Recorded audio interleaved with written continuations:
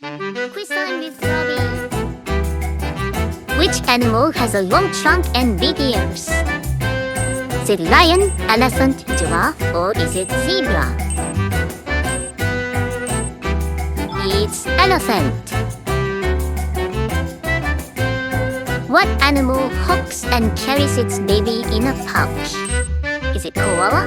Is it penguin, kangaroo, or is it a panda? It is a kangaroo. Which animal has a long neck and is known for eating leaves from tall trees?